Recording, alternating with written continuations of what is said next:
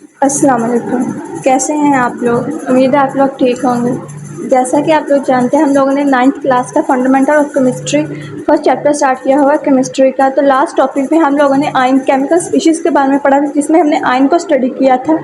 और हमने देखा था कि जो आयन होता है वो एक ऐसा एटम होता है जिसके ऊपर चार्ज हो, और वो चार्ज पॉजिटिव भी हो सकता था या नेगेटिव भी हो सकता था। उसके अलावा हमने एनाइन और कैटाइन को स्टडी किया था। एनाइन वो होता है जिसके ऊपर नेगेटिव चार्ज हो, और कैटाइन वो होता है जिसके ऊपर पॉजिटिव चार्ज हो। तो नेक्स्ट जो हमारा टॉपिक है वो है हमारा मोलिकुलर आयन और फ्री रेडिकल्स। ये दोनों भी केमिकल स्पीशीज़ हैं। तो वन बाय वन इनको देखते हैं। जैसे एटम, तब हम उसको आयन कहते हैं जब उसके ऊपर चार्ज हो। सिमिलरली मोलिक्यूल को हम तब आयन कहेंगे जब उसके ऊपर भी चार्ज हो। तो वो कहते हैं व्हेन अ मॉलिक्यूल लूज और gain an electron it forms molecular ion. Similarly कि जैसे एटम यहाँ तो इलेक्ट्रॉन लूज करता था, यहाँ गेन करता था, तो उसके ऊपर चार्ज आता था। इसी तरह मॉलिक्यूल जब भी कोई अपना एटम लूज करेगा या गेन करेगा तो उसके ऊपर चार्ज आएगा। जब वो इलेक्ट्रॉन को गेन करेगा तो उसके ऊपर कौन सा चार्ज आएगा? नेगेटिव। और जब वो लूज करेगा तो उसके ऊपर कौन सा आएगा? पॉजिटिव। तो जब उसके ऊपर चार्ज आ जाएगा तो हम उसे क्या कहेंगे? Molecular ion. Hence, molecular ion or radical is a species having positive or negative charge on it. तो जो मोलिकुलर आयन है उसको हम रेडिकल भी कहते हैं। रेडिकल क्या होता है? वो वाली स्पीशीज जिसके ऊपर कोई ना कोई चार्ज हो, और वो चार्ज कहते हैं पॉजिटिव भी हो सकता है या नेगेटिव भी हो सकता है। Like other ions they can be cationic molecular ion if they carry positive charge or negative, or anionic molecular ion if they carry negative charge. वो कहते हैं कि जैसे आयंस थे कैटाइन और एनाइन, सिमिलरली जो मॉलिक्यूल्स हैं वो भी कैटाइनिक और एनाइनिक होते हैं। अगर तो इलेक्ट्रॉन को क्या कर रहे हैं? लूज़ कर रहे हैं, उनके ऊपर पॉजिटिव चार्ज आ रहा है तो उसे क्या कहेंगे? Cationic molecular ion. और अगर उनके ऊपर नेगेटिव चार्ज है, या मतलब कि वो इलेक्ट्रॉन को गेन कर रहे हैं, किसी दूसरे से ले रहे हैं, तो उनके ऊपर कौन सा चार्ज आएगा? नेगेटिव। तो उसे क्या कहेंगे? Anionic molecular ion. अब वो कहते हैं कि जो कैटाइनिक मोलिकुलर आयन है वो ज़्यादा अबंडेंट है नेचर में, किसकी निस्बत? एनाइनिक में। मतलब कि जो इलेक्ट्रॉन अपने देते हैं किसी दूसरे को, वो ज़्यादा नेचर में तादाद में पाए जाते हैं। किसकी निस्बत? जो लेते हैं एनाइनिक मोलिकुलर आयन की निस्बत। एग्जाम्पल क्या है मोलिकुलर आयन की? ये है सारी किसकी? कैटाइनिक की। CH4 प्लस, न्यून प्लस, N2 प्लस। इन सब ने क्या किया है? अपने इलेक्ट्रॉन जो है वो किसी को, दूसरे एटम को दिए हैं। When gases are bombarded with high energy electrons in discharge tube, they ionize to give molecular ion. अब यहाँ पर क्वेश्चन ये है कि हमने पढ़ा था जो एटम्स होते हैं वो आयोनाइज तब होते हैं, वो आयन तब बनाते हैं जब उन्होंने एक दूसरे से रिएक्ट करना हो। तो मोलिकुलर आयन कब बनाएगा?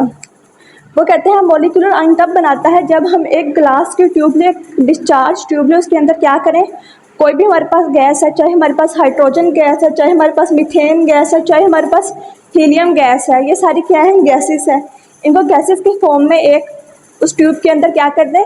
डाल दें। और उसके बाद क्या करें? एक ऐसे बीम दें इलेक्ट्रॉन्स की जिसके अंदर बहुत ज़्यादा एनर्जी हो, उसको फुल स्पीड के साथ उस गैस के ऊपर बम्बार्ड कर दे, उसकी बुछाड़ कर दे। तो क्या होगा? जो गैस के मॉलिक्यूल होंगे वो आयनाइज हो जाएंगे, मतलब अपने इलेक्ट्रॉन को क्या कर देंगे? रिलीज कर देंगे। तो इस तरह बनता है मॉलिक्यूलर आयन। आगे उन्होंने हमें मॉलिक्यूलर और मॉलिक्यूलर आयन में डिफरेंस दिया हुआ है। मॉलिक्यूल बेसिकली हमारे पास होता है कम्बिनेशन ऑफ एटम्स, और मॉलिक्यूलर आयन क्या होगा? अगर वो मॉलिक्यूल अपना इलेक्ट्रॉन लूज करे या गेन करे तो उसके ऊपर जो चार्ज आएगा तो उसे हम क्या कहेंगे? Molecular ion. It is the smallest particle of element or compound which can exist independently and show all the property of compound. वो कहते हैं जो मॉलिक्यूल है वो सबसे छोटा पार्टिकल है किसका? एलिमेंट का। एलिमेंट किससे बनते हैं? Combination of atom. तो जब कम्बिनेशन ऑफ एटम होगा तो क्या बनेगा? मॉलिक्यूल। मॉलिक्यूल से आगे क्या बनेंगे? एलिमेंट्स। और इसके अलावा कंपाउंड का, और ये कहते हैं कि ये अलग-अलग नेचर में भी पाए जाते हैं। जैसे CO2 का मॉलिक्यूल नेचर में पाया जाता है, H2O का, इसका मीथेन का CH4, H2, ये सारे क्या है? इंडिपेंडेंटली नेचर में पाए जाते हैं। इसके अलावा ये प्रॉपर्टी शो करते हैं किसकी? कंपाउंड की। जैसे NaCl, H2O, इसके अलावा आप CaCO3। आगे वो कहते हैं जो मॉलिक्यूलर आयन है ये तब बनता है जब एक मॉलिक्यूल अपना इलेक्ट्रॉन या तो गेन करे या लूज करे। उसके बाद इट इज़ ऑलवेज न्यूट्रल, जो मॉलिक्यूल होता है उसके ऊपर कोई चार्ज नहीं होता, वो हमेशा न्यूट्रल होता है। लेकिन जो मॉलिक्यूलर आयन है वो यहाँ तो नेगेटिव होगा, उस पर यहाँ पॉजिटिव चार्ज होगा। इसके अलावा it is formed by the combination of atom, जो मॉलिक्यूल है वो एटम के कम्बिनेशन से मिलकर बनता है। और मॉलिक्यूलर आयन तब बनता है जब हम इस वाले मॉलिक्यूल की क्या करें, आयोनाइजेशन करें, जब हम उस पर हाई एनर्जी इलेक्ट्रॉन्स की बम्बार्डमेंट करें। इसके अलावा जो मॉलिक्यूल है ये स्टेबल यूनिट है, मतलब ये नेचर में आराम से रह जाता है। लेकिन जो मॉलिक्यूलर आयन होता है ये रिएक्टिव स्पीशीज होती है। क्यों होती है? क्योंकि यहाँ पे इसने इलेक्ट्रॉन देना होता है, यहाँ लेना होता है, तो ये हमेशा जो होता है रिएक्शन की हालत में होता है, इसलिए हम इसे क्या कहेंगे, ये स्टेबल है और ये रिएक्टिव है। तो हमने मॉलिक्यूलर आयन में क्या पढ़ा कि जब एक मॉलिक्यूल अपना इलेक्ट्रॉन लूज या गेन करेगा तो हम उसे क्या कहेंगे, मॉलिक्यूलर आयन। उसके अलावा हमने देखा सिमिलरली आयन की तरह इसमें भी कैटायनिक और एनायनिक होते हैं, और जो कैटायनिक होते हैं वो नेचर में ज़्यादा पाए जाते हैं। इसके अलावा हमने देखा कि मॉलिक्यूलर आयन बनते कब है, जब उनके ऊपर इलेक्ट्रॉन की हाई बम्बार्डमेंट की जाती है, उनके आयनाइज हो जाते हैं और अपने इलेक्ट्रॉन रिलीज़ कर देते हैं। इसके अलावा हमने डिफरेंस देखा। आगे हमारे पास जो नेक्स्ट केमिकल स्पीशी है वो है फ्री रेडिकल्स। अब फ्री रेडिकल भी सिमिलरली ऐसा ही है जिसके ऊपर कोई ना कोई चार्ज हो। जो हमारे पास इलेक्ट्रॉन होते हैं हमेशा पेयर्ड की फॉर्म में होते हैं, मतलब दो दो की फॉर्म में होते हैं। लेकिन फ्री रेडिकल ऐसी स्पीशी होती है जिसके पास इलेक्ट्रॉन अनपेयर्ड होते हैं, मतलब 2 होंगे 4 होंगे, वो हो गए हमारे पास दूसरी स्पीशीज जो साथ मतलब कि जो होंगे स्टेबल 2 4 6 ऐसे वो पेयर्ड की फॉर्म में रहेंगे। लेकिन इसमें क्या होता है, इसमें वो ओड नंबर की सूरत में रहती है, मतलब 1 3 5 7, मतलब वो हमेशा क्या होती है, रिएक्टिव स्पीशीज होती है। Free radical are atom or group of atom possess odd number of unpaired electron. इसके पास जो इलेक्ट्रॉन होते हैं वो ओड नंबर में होते हैं, मतलब अनपेयर्ड होते हैं, और उन्होंने आपस में पेयर नहीं किया होता, बल्कि वो किसी और को देख रहे होते हैं कि जिसके साथ वो पेयर्ड हो सके।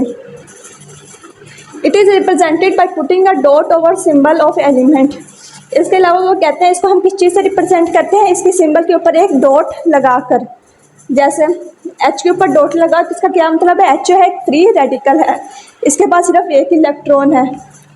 Cl प्लस Cl के ऊपर डॉट लगा तो इसके पास क्या है, 35 इलेक्ट्रॉन्स है, मतलब ये भी एक फ्री रेडिकल है। CH3C H3C ये भी क्या है, इसके ऊपर एक रेडिकल लगा हुआ है, मतलब ये भी फ्री इलेक्ट्रॉन, इसके पास भी एक फ्री इलेक्ट्रॉन है, यानी ओड नंबर में इलेक्ट्रॉन है। आगे कहते हैं free radical are generated by homolytic breakage of bond between the 2 atom.